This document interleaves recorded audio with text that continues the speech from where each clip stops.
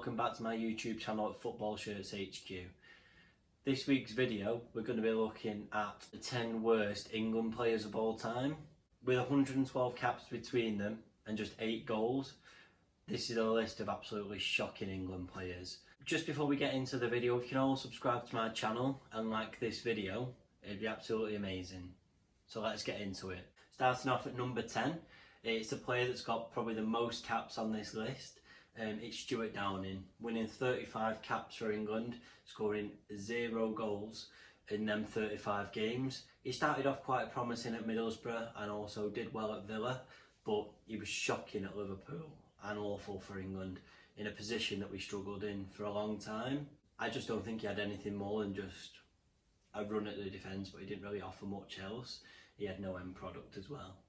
In number 9 on this list, it's Andy Tate's best mate, it's Tom Cleverley. Some players, Tom Cleverley, how he wears a red shirt is beyond me, and I tweeted him for that the other day. Don't care. It was in a nice way. I think it was openly criticising, no swearing or anything. This just shows how playing for a big team can get you into any national team. A player that was put in the team at Man United under Fergie just shows how awful he was when he played for David Moyes. He was terrible in centre midfield. God knows how he made 13 appearances for England, and I'm so glad that he's nowhere near the setup anymore. In at number 8, it's Wes Brown. Now, he made 232 appearances for Man United, which is far too many, I believe, because he's such an overrated player.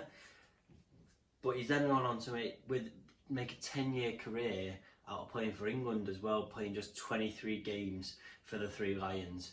Far too many in my opinion, and such a bad player. Number 7 now, and it's Seth Johnson. He had such a promising start at Derby County. He was sold for a massive £12 million to Leeds United.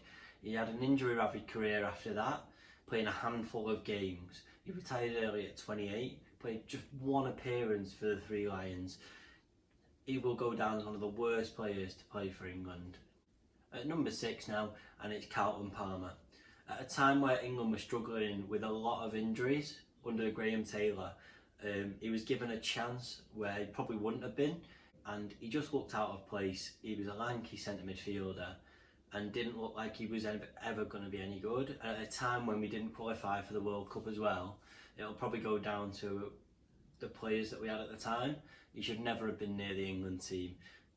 He even got a goal, which is a lot more to say about other people on this list, but to play 8 games, he was massively at the deep end, where I think that he should never have been anywhere near it.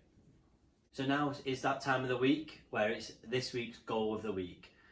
Just a bit of a different one this week. So while it is on an England team, I'll put one positive thing that's come out of England, and it was this goal by David Beckham against Greece.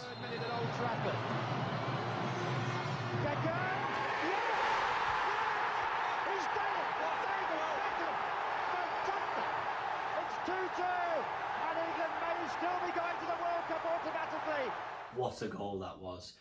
Anyway, so on to the bad parts of England again. In at number 5, it's Carlton Cole. Now, what in the right mind would you think about Carlton Cole? He's not a target man. He can't finish his dinner. It was absolutely shocking. How he got into the England team, I'll never know. He's just a really bad Emil Heskey. Now that's saying something. Next in on my list, and it's number 4, it's Andy Johnson. I actually liked him at Crystal Palace. He worked hard and he scored a lot of goals, obviously in his time at Palace, also Everton and Fulham. However, at England, he was like a fish out of water. He never even got a sniff at goal, and also he just didn't look like he should have been in an England shirt. It's a real shame really, but he just didn't look like he should have even been near the team. Number 3 now, and it's Anthony Gardner. Now, he only had 1 main season where he was a starting centre-back. He was an absolute terrible player. He struggled after he left Tottenham. He only played 1 game for England and just didn't look like he should have even been near the setup. But what a bad move it was to start him. He then went on to struggle for Hull after that, and then obviously went down into the lower leagues. But he's got 1 cap to his name, which he'll probably take forever. Number 2 now, And the second on my list is Darius Vassell.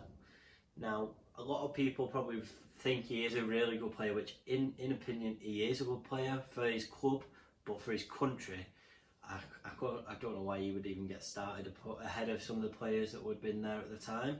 Now, getting a novelty cap is fair enough, but getting 22 caps and all you've got to do is offer pace. Fair enough, he did score 6 goals, but you need to be offering more than just pace in that many games. Absolutely shocking decision to play him. And in at number 1, it's Adam Johnson. Oh wait, no, he's just a dodgy bag. And in at number 1, getting first place on my list, is Michael Ricketts.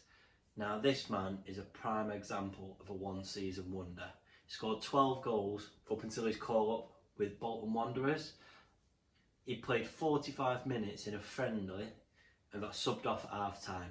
He then never scored another goal all the rest of that season, and then I think he scored just 9 Premier League goals after that. He was an absolute stinker of a call-up, and it ruined his career as well. So there's my list anyway. If you like this video and want to see another one in the same way of the best England players, I will do that in the next few weeks. Just leave that in the comments below. But thanks very much for watching this week. As I always say, subscribe to my channel and like this video. It'd be great to get all the people that are watching that haven't already subscribed. And as always, I'll see you next week. Thanks very much. Bye.